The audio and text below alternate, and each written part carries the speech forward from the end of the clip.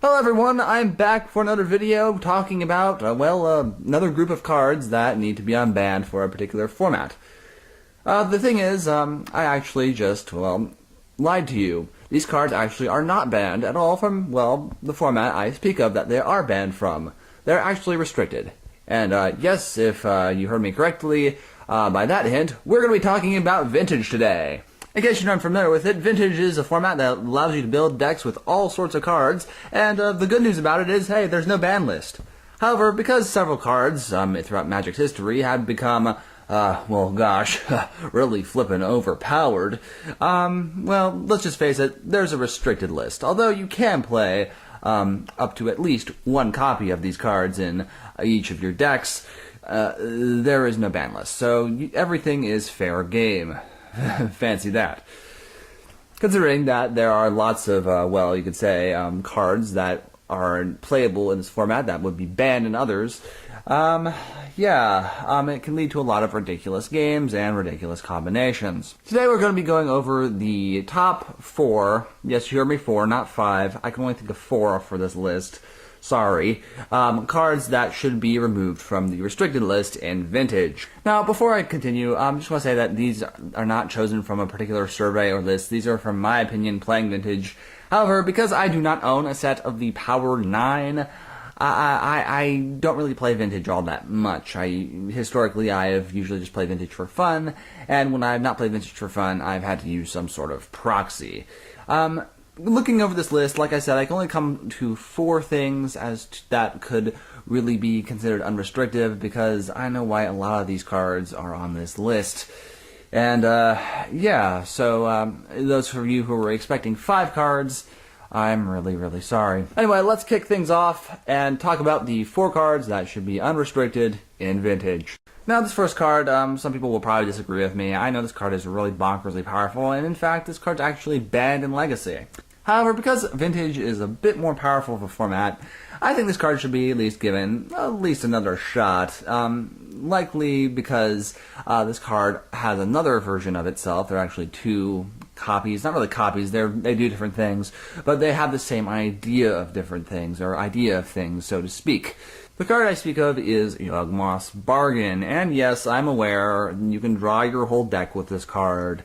You can probably have some combo that you have that could potentially win you the game just by drawing as many cards as you like, and let's just face it, that's a really powerful ability. The other card that was similar to this card was Necroponents, but because it costs a little bit less, I feel like, let's just face it, this will likely be a harder thing to get into play, despite the fact that even though you can cast several mocks within a turn, I feel like, let's just face it, this is, a little more fair, and that might seem weird considering you can draw more cards, but I feel like you have a bit better of a reaction time to it, and in a way, it doesn't really, stack. Having more of these in play doesn't really benefit you in any way, shape, or form. So yes, I'm aware that this is the cause of several degenerate combos that you can just pay all your life, get all the cards that you need, do your combo, right on. But like I say, honestly, in a format like Vintage, at least in my experience at least, I feel like it will take at least a couple turns to get out. Although, if you're lucky, you can draw your ramp that you have in your deck that you likely will have, and just get into play at a very, very early turn. Up next is a card that some people might disagree with me. I know this card is very powerful, but honestly, I feel like at the same time it can be, in a sense, very narrow in a way. I know there are several other combos that do use this card. I know that it has been played in Legacy a long time ago. It is a big part of the, what's that called? High Tide, I believe it's a part of High Tide. At least I've seen it in High Tide lists. The card is Merchant's Scroll. Honestly, despite the fact that this is powerful, it actually does have a bit higher mana cost than a lot of the tutors in this format that can fetch you something particularly useful. And let's just face it, although blue instants are very good, it is kind of very limiting. You're essentially just, half the time I feel like you're searching for a counterspell, and the other half you're searching for a instant speed combo piece, I feel. Nonetheless, I feel like a lot of the other pieces in High Tide that are needed for that deck are restricted in this format.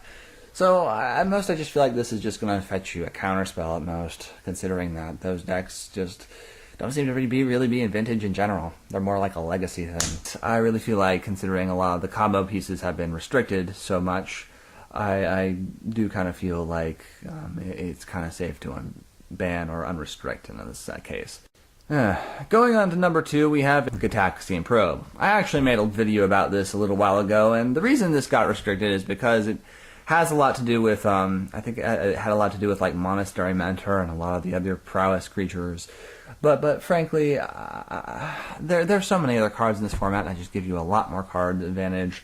And let's just face it, there's a lot more degenerate things in this format that I guess you could say, if you did unrestrict, would cause a lot more problems. Gitaxian Probe is not so bad. Like I say, I think Vintage is a bit more powerful of a format, and I feel like Gitaxian Probe could easily fit in that format. After all, I think there are a lot of combo decks that work really fast, and having this around will, I guess you could say, help players out to, I guess you could say, really know what they're up against, which I think in Vintage is kind of essential. You kind of need a lot of knowledge to really make the right move in this format. So yes, Unrestricted Gitaxian Probe, really good move. I mean, what could possibly go wrong here?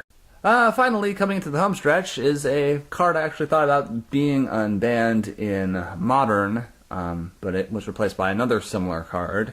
This card is Ponder, and yes, I know it is used to look fairly deep into digging for your combo, but like Gitaxian Probe, I don't really think it's as powerful as all the other, I guess you could say, brainstorms and ancestral recalls and all that stuff that really gets you all that, well, I guess you could say, advantage, because the reality of things is Ponder just really fixes your draw at most. It does get you a card, but I really feel like it's more for fixing draws and not so much for getting cards. Point being, I think there are a lot more scarier things in this format, and yeah, I think Ponder should be unrestricted in this format, just because it's, like I say, it's not super scary. It's an enabler, not really a threat. As for a 5th card, I was actually debating about putting Strip Mine on this list, but then I realized that Strip Mine were, well, I guess legal in this format or unrestricted in this format.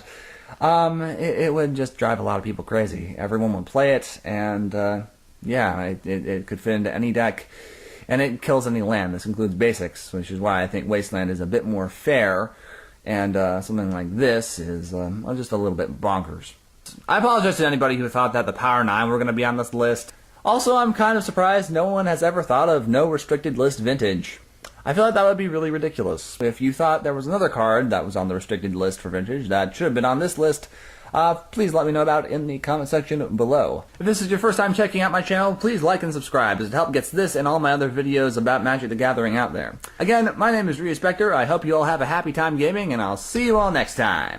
And the number 11 slot on this list goes to Time Walk. I mean, who doesn't love a 2-mana extra turn that you can use over again with Yawgmoth's Will, Snapcaster Mage? Yeah, the point is, it's a 2-mana extra turn. I mean, what could possibly go wrong here?